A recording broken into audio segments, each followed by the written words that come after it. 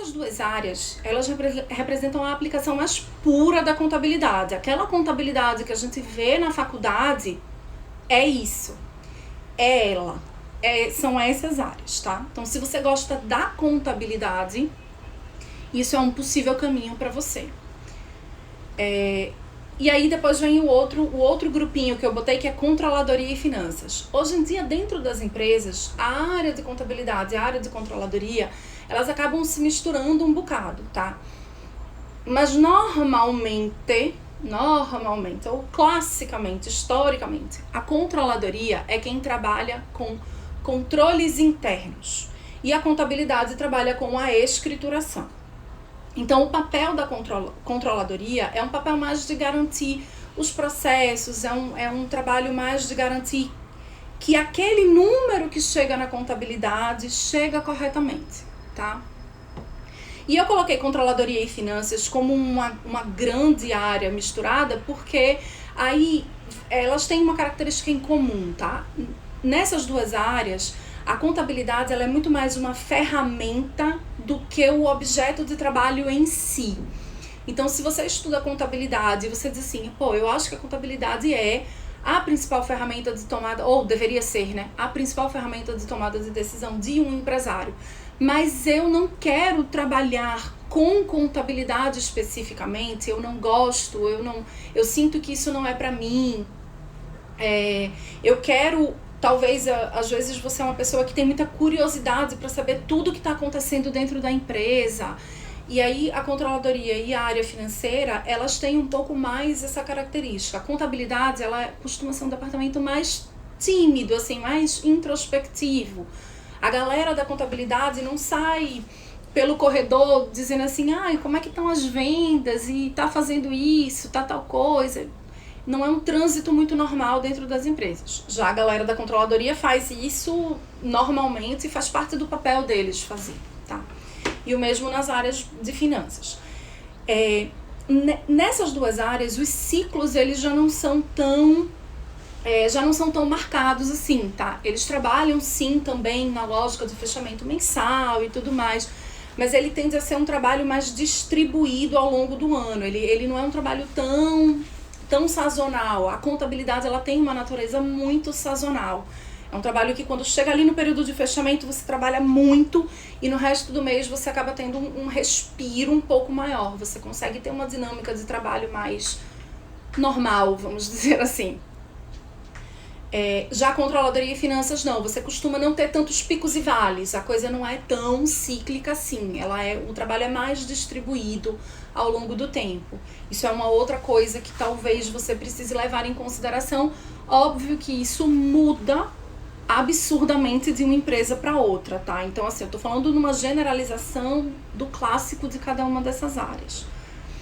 E aí a gente chegou, por fim, em auditoria. A auditoria é disparado a área em que eu tenho mais experiência de todas essas áreas que eu tô falando. Aliás, assim, eu comecei da que eu tenho menos experiência para que eu tenho mais experiência. E aí, na auditoria, vocês precisam entender que o trabalho de um auditor, o trabalho de auditoria, ele é um trabalho técnico, tá? O auditor, ele tem uma cacetada de norma para seguir no trabalho. Tudo o que o auditor faz dentro do cliente dele de auditoria é regulado, é normatizado, tem um porquê dele estar fazendo. Então, assim, tudo é controlado dentro do trabalho de auditoria. Um trabalho muito, muito, muito técnico. Quando você vai para um trabalho tão técnico assim, você precisa gostar de estudar. Não tem como. Então, se você diz assim, eu era da galera do fundão, eu ia assistir aula porque eu precisava do diploma, mas eu não sabia nem o que eu estava vendo fazer na faculdade. Não sabia nem o que eu queria da minha vida. E eu não tenho paciência pra ler. Eu não gosto de ler. Eu não esse negócio de interpretar texto e tal não é muito pra mim. Talvez a auditoria não seja a área pra você. Talvez não. Provavelmente não é. Em auditoria, a auditoria também é um trabalho cíclico, também é um trabalho sazonal, tá? Então, quem conhece algum auditor principalmente os auditores de Big Four ou Big Five, que as empresas internacionais de auditoria se chamam Big Four, Big Five, Big Six, enfim. Algum auditor de Big, se você conhece algum, você já ouviu ele falar da busy season, que é o período de pico do trabalho. Esse período de pico é o período de fechamento de balanço, tá? Por quê? Porque o papel do auditor é ir no cliente, avaliar, emitir uma opinião se aquela demonstração foi feita conforme as práticas contábeis. Então, o auditor, ele é um fiscal do trabalho da contabilidade. Só que ele vai emitir essa opinião de forma independente. Por quê? Porque ele nem é a empresa, nem é o governo, nem é o regulador. Ele é um auditor. Ele é uma pessoa independente daquela relação que existe, que chegou lá e foi emitir a opinião se aquilo foi feito da forma correta, dentro das práticas contábeis adequadas. Só que a contabilidade dentro da auditoria, ela é um pedaço do trabalho. Olha aí a minha filha. A contabilidade é um pedacinho do trabalho, ela não é tudo, tá? O auditor, ele tem que ter uma série de outras competências que vão além da contabilidade. E aí, assim, se vocês me perguntarem, Paula, mas o contador não deveria ter essas habilidades? Sim, o contador deveria ter também. Mas no caso do auditor, é muito requerido, tá?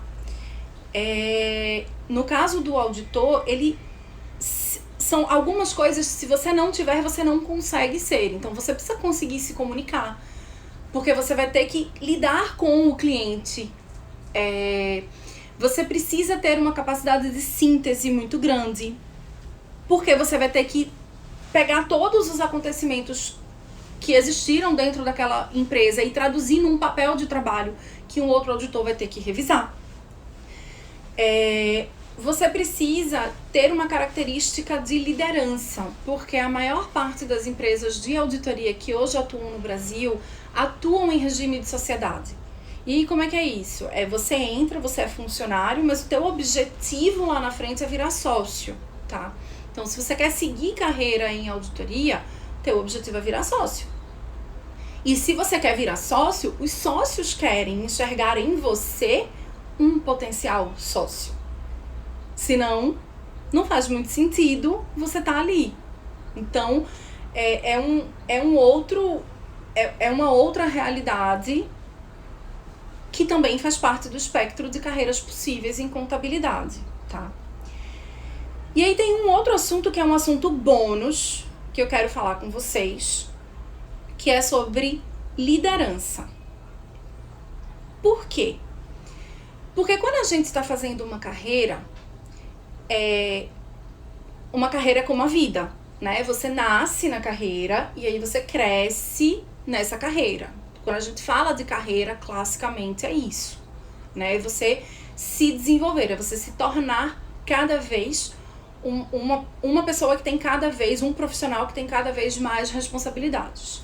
E, eventualmente, essas responsabilidades vão implicar na necessidade de você liderar outras pessoas. E aí é onde vem o problema, porque o Brasil é um excelente formador de chefes, mas não necessariamente um bom formador de líderes. Porque os líderes, eles precisam ter uma capacidade empreendedora.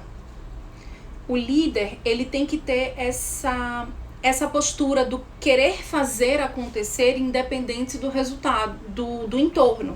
Ele quer dar o resultado independente do entorno dele, tá? E aí, existem várias formas diferentes de liderar. Inclusive, isso foi uma coisa que um dia desses eu tava mencionando lá nas caixinhas do Instagram, que eu só conheço uma forma de liderar e essa é a que eu posso compartilhar com vocês. O papel de um líder é extrair o máximo de resultado do mínimo de recursos possível. Esse é o papel de um líder. O líder, ele precisa direcionar aqueles recursos, alocar aqueles recursos e extrair deles o melhor resultado possível. Quando a gente está falando de contabilidade, em geral, qualquer uma dessas áreas da contabilidade que eu falei para vocês, o principal recurso que um líder contador tem é gente.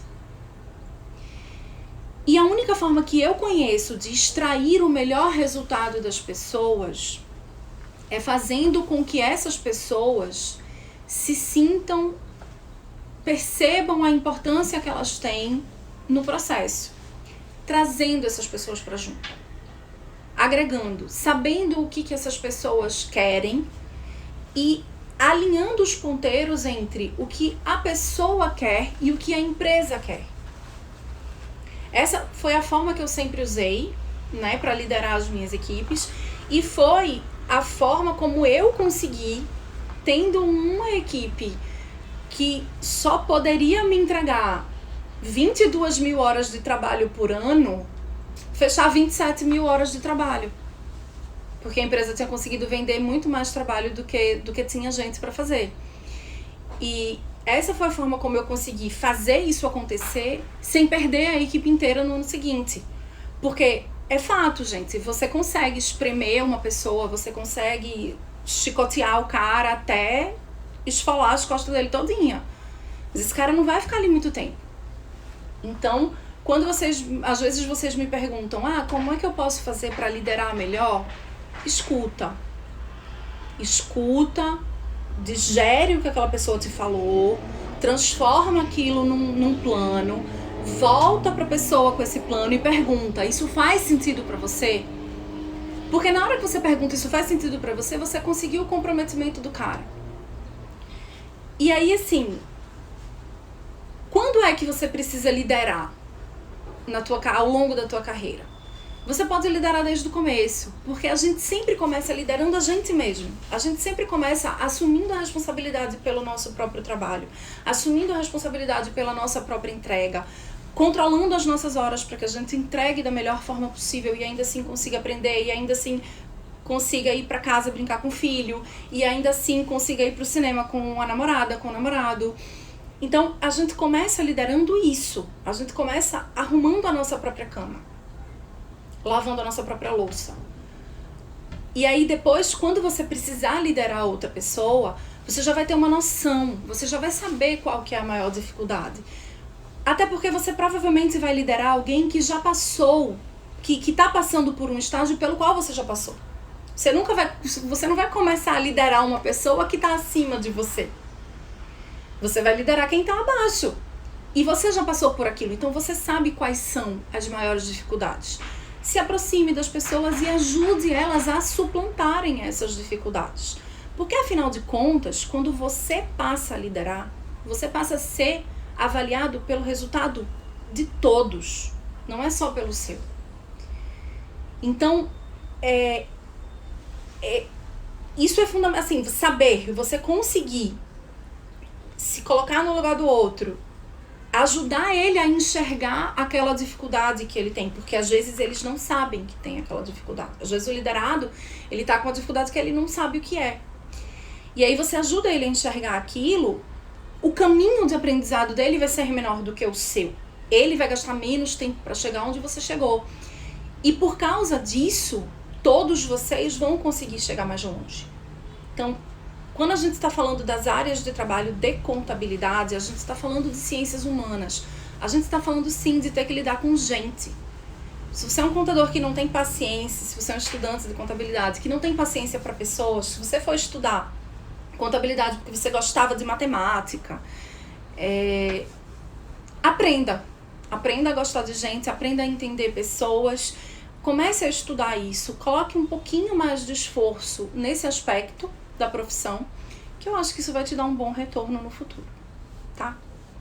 O que eu tinha pra falar hoje é isso, e a gente se vê quando a gente se vê.